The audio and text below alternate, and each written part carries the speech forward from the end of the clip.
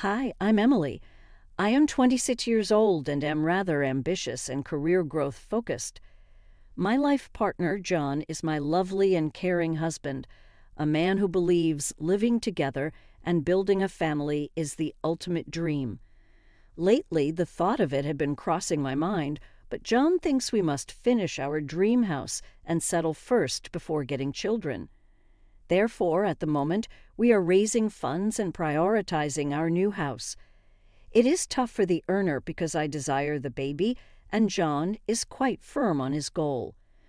Whenever I broach the topic of children, he reiterates the need to establish our home first. It's disheartening how he disregards my perspective.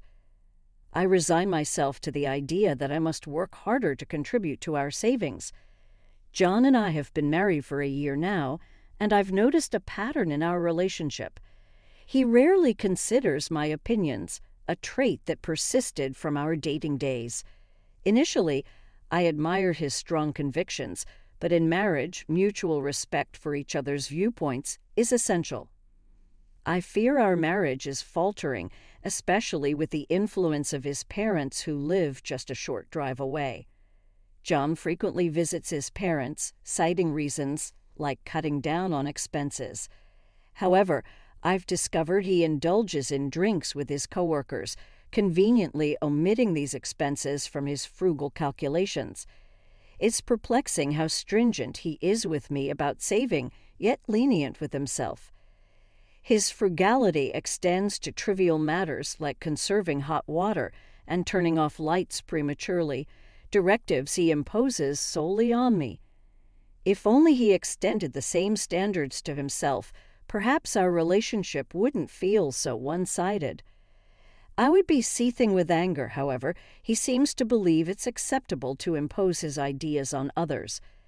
Every week when we visit his parents' house, a new problem surfaces. Hasn't it been a year since you got married? We want some good news soon. When will we be able to see our grandchild? Exclaim both my in-laws, putting immense pressure on me. Glancing at John sitting beside me, I can tell he's glaring disapprovingly. It's evident he wants to say, "Don't say unnecessary things." While I share the desire for a child, John insists on building our own home first. It's entirely inappropriate for my in-laws to pressure me to have a child in this situation. Rather than advising John, who doesn't listen to my words at all regarding having children, my in-laws persist in pressuring me. Despite wanting to speak up, I'm silenced by their constant pressure for a grandchild. After the meal, John announces, "I'm going out for a smoke." "You know, Emily, it seems like you're working, but if you want to be a housewife, you should quit your job and work hard to be a good wife." Maybe that's why John isn't paying attention to you, my in-law comments. It feels as though I'm being told I can't have children because I'm working. Despite my strong desire for children, John is the one not thinking about having them anytime soon. "Just quit your job already," urges my in-law. I retort, "It was John who asked me to work." "Why don't you talk to John first before constantly lecturing me?" Expressing my anger, I continue, "When it comes to having children, I want them too, but it's John who stubbornly refuses to listen to me until we have our own home. Instead of nagging at me, why don't you make sure you tell your son the truth?" My words leave my in-laws in a state of shock. I excuse myself with a simple apology and leave the table, making my way towards the entrance. The anger within me extends to John, who leisurely smokes by the entrance. Without saying a word, I climb into the car. John follows suit, casually remarking, "Hey, are you leaving already?" Knowing he would never disclose the truth to his parents, I grew weary of the various things my in-laws constantly told me. I declared that I wouldn't be visiting my in-laws' house anymore. John widened his eyes in surprise. "Why not?" "We can save on food expenses, right?" "You also want a home soon and children, don't you?" he questioned. Fed up with the continuous impositions from both him and my in-laws, I snapped back. If it's about saving, I've told you many times that we would save more if you stopped going to drinking parties or smoking. Instead of driving to your parents' house just to save the cost of one meal, why don't you save in that way? Everyone needs a break, I continued, expressing my frustration. You keep imposing things on me like not using hot water and turning off the lights by 10 p.m. You think we can save money without sacrificing anything. If I have to go through all this trouble alone, then I don't need a home. I'm fed up with this. You never sacrifice anything yourself, but you're okay with imposing it on others. He seemed to downplay the situation, saying, "It's not a big deal." But I countered, "No, it is a big deal. How much patience do you think I've had all this time?" Moreover, I was infuriated by his pretense in front of his parents, making it appear as if I were the reason we couldn't have grandchildren. I'm tired of being the only one asked to have grandchildren. It's not me who doesn't want children, it's John. I've been saying it for a long time. I want children soon, so please stop being so angry. Seeing John struggle to deal with my unusual anger brought a slight sense of satisfaction, but it didn't resolve everything. Unsure of what to do next, I gazed out of the car window, ignoring John. A turning point for us came a month later when one of my relatives, my father's brother, passed away. With several pieces of land, a luxurious mansion, and a lavish lifestyle, my uncle's passing became a revelation for John. Impressive. I didn't know you had such a remarkable relative, he remarked. A few days later, upon receiving news about my uncle's inheritance, I decided to discuss the details with the lawyer in our apartment. Recognizing that it was a matter exclusively related to me and had no bearing on John, I politely asked him to leave the room, especially since he seemed uneasy about the concept of inheritance. I wanted to spare him any potential trouble that could arise if he got involved. After about 3 hours of listening to the lawyer explain the intricacies of the inheritance, I thanked him and asked him to leave. However, to my surprise, John, who had been at home earlier, was nowhere to be found. Assuming he had probably stepped out to avoid interrupting my conversation with the lawyer, I started preparing dinner. Little did I know, 3 months later, John approached me, expressing, "There's something I want to show you," and took me for a drive. Excitement welled up as we entered a residential area, but my confusion grew when the car parked in front of a certain house. John then pressed the intercom, and my in-laws emerged from inside. However, it was evident that this house was not their home. "You finally made it. When are you and Emily moving over here?" "We're thinking of moving in by the end of this month," announced my father-in-law. He continued, blaming me for being a selfish daughter-in-law and accusing me of always shifting the responsibility for having children onto John. I shot a disapproving glare at John, bewildered as to why he brought me here. When I had clearly stated I wouldn't visit my in-laws anymore, searching for an explanation, I questioned him. He simply shrugged, stating, "Don't get so angry. If we live together, we can bridge the gap between you and my mom. Besides, this will be our new home from now on, so you should cooperate on the children issue as well." His revelation left me in disbelief. I hadn't agreed to live with them, especially after explicitly stating that I wouldn't go to my in-laws' house anymore.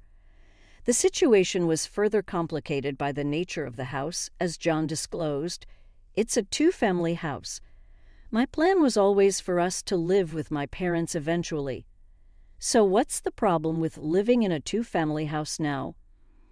The question lingered in the air as I mulled over the situation. Living in a 2-family house seemed to be a significant issue, especially when considering our savings. According to our financial situation, building such a splendid new house was seemingly impossible. I couldn't fathom how John managed it. My dad and I chipped in the money, so our savings are empty, but it's fine, right? John casually mentioned. His nonchalant attitude perplexed me. He continued, "I heard your uncle's inheritance was worth $690,000. So if you use that money to repay us for the cost of the two-family house, it should be fine, huh?" I was taken aback. The idea that he believed my inheritance should be used to fund the house without my consent baffled me. Even if I were to inherit the money, how I used it should be my decision, not his. Frustrated by my rejection of their proposal, John reached into his bag and pulled out a pre-filled divorce form with his name on it. "Your money is our money. If you don't like living together, let's get a divorce," he declared. I took the divorce form from his hand, expressing, "Fine. If living together is the alternative, then divorce is the better choice." Firmly placing the divorce form into my bag, I turned my back on him and my in-laws, who looked stunned. Ignoring their reactions, I continued, "By the way, I renounced my uncle's inheritance." John froze with a bewildered expression. Without waiting for a response, I took a bus and headed home to our apartment. Upon arrival, I promptly filled in my name on the divorce form, which already had John's name on it. I then submitted the divorce papers and immediately purchased cardboard boxes at a home improvement store to start preparing for the move. Recognizing that I couldn't handle the move alone, I hired a moving company. Fortunately, it turned out that not many moves were happening during this season, allowing for a quick relocation. As I packed for the move, a commotion outside the front door indicated John's return. I had the chain lock on, and I addressed him. "Sorry I had the chain lock on. I don't know what you might do when you're so angry. Besides, I need to finish packing for the move. Could you stay at your parents' house for a few days?" "I won't accept a divorce," John declared, widening my eyes in surprise. I reminded him, "But you handed me the divorce form, didn't you? If you sign the divorce papers, that means you agree to the divorce, you know." Astonished, I questioned whether he truly understood the implications of what he had done. He frowned, appearing frustrated, but quickly changed the subject. "Why would you give up on a $690,000 inheritance? Normally, you'd inherit it," he questioned. It seemed he had overheard some details about the inheritance, but hadn't grasped the full story. Likely, after learning about the $690,000 inheritance, he had rushed to my in-laws, and they impulsively purchased the two-family house without considering the consequences.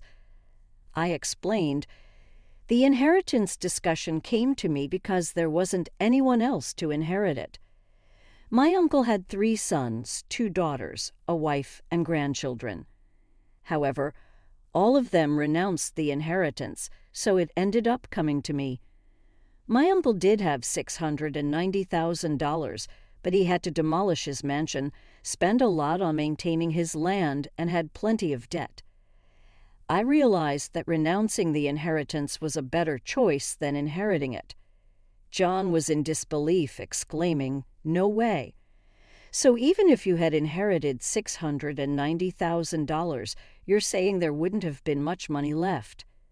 That's fraud." I explained that the lawyer and I had a proper discussion about it, but someone had eavesdropped and left before hearing the whole story. My words left him speechless, and perhaps he finally realized he was in the wrong. However, I asserted, "It's too late now. You betrayed my trust.